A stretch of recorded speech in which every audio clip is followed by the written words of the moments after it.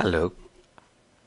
I'm going to tell you a story about pussycats, or at least one pussycat in particular. A long time ago, I had a cat called PC. He was a very fine cat, black and white. I remember when he was very small, though, he could be quite naughty. You're going to hear now about another cat who was also a little bit naughty. This is the tale of Tom Kitten. Once upon a time, there were 3 little kittens, and their names were Mittens, Tom Kitten, and Moppet. They had dear little fur coats, all of their own, and they tumbled about the doorstep and played in the dust. But one day their mother, Mrs. Tabitha Twitchett, expected friends to tea, so she fetched the kittens indoors to wash and dress them before the fine company arrived. First she scrubbed their faces. This one having her face scrubbed is Moppet. Then she brushed their fur. This one is Mittens, going to look very smart. Then she combed their tails and whiskers. This is Tom Kitten having his turn. Tom was very naughty, and he scratched. Mrs. Tabitha dressed Moppet and Mittens in clean pinafores and tuckers, and then she took all sorts of elegant, uncomfortable clothes out of a chest of drawers in order to dress up her son Thomas.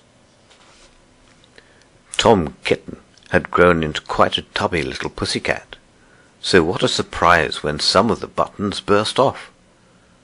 So his mother had to sew them all on again. When the 3 kittens were ready, Mrs. Tabitha unwisely turned them out into the garden to be out of the way while she made hot buttered toast. "Now keep your frocks clean, children. You must walk on your hind legs. And keep away from the dirty ash pit, and from Sally Hennypenny, and from the pigsty, and the puddle ducks." Moppet and Mittens walked down the garden path unsteadily. Presently they trod upon their pinafores, and fell on their noses. When they stood up, there were several green smears. "Oh, let us climb up the rockery, and sit on the garden wall," said Moppet. They turned their pinafores back to front, and went up with a skip and a jump. Moppet's white tucker fell down into the road. Tom Kitten was quite unable to jump when walking upon his hind legs in trousers. He came up the rockery by degrees, breaking the ferns, and shedding buttons right and left. He was all in pieces when he reached the top of the wall. Moppet and Mittens tried to pull him together. His hat fell off, and the rest of his button burst. While they were in difficulties, there was a pit-pat, paddle-pat, and 3 puddle ducks came along the hard high road, marching one behind the other, and doing the goose step, pit-pat, paddle-pat, pit-pat, waddle-pat. They stopped, and stood in a row, and stared up at the kittens. They had very small eyes, and looked surprised. Then the 2 duck birds, Rebecca and Jemima Puddle Duck, picked up the hat and tucker and put them on. Mittens laughed so that she fell off the wall.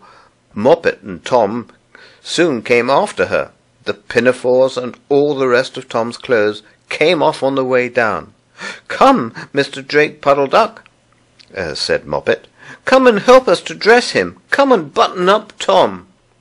Mr. Drake Puddle Duck advanced in a slow, sideways manner, and picked up the various articles. But he put them on himself. They fitted him even worse than Tom Kitten. "It's a very fine morning," said Mr. Drake Puddle Duck. Then he and Jemima and Rebecca Puddle Duck set off up the road, keeping step. Pit-pat, paddle-pat, pit-pat, waddle-pat. Then, all of a sudden, Tabitha Twitchit came down the garden and found her kittens on the wall with no clothes on. She pulled them off the wall and smacked them and took them back to the house. "My friends will arrive in a minute, and you're not fit to be seen. I am affronted," said Mrs. Tabitha Twitchit. She sent them upstairs, and I'm sorry to say she told her friends that they were in bed with the measles, which was not true. Quite the contrary. They were not in bed, not in the least. Somehow there were very extraordinary noises overhead, which disturbed the dignity and repose of the tea party. And I think some day I'll have to tell you a longer story about Tom Kitten. As for the puddle ducks, they went into a pond. The clothes all came off immediately, because there were no buttons. And Mr. Drake Puddle Duck and Jemima and Rebecca have been looking for them ever since. Well, after that story, and all the problems that Tom Kitten had, I think I'm going to check my buttons. I'm certainly going to look after my clothes. Are you going to look after your clothes? Oh, that's very good. Bye-bye.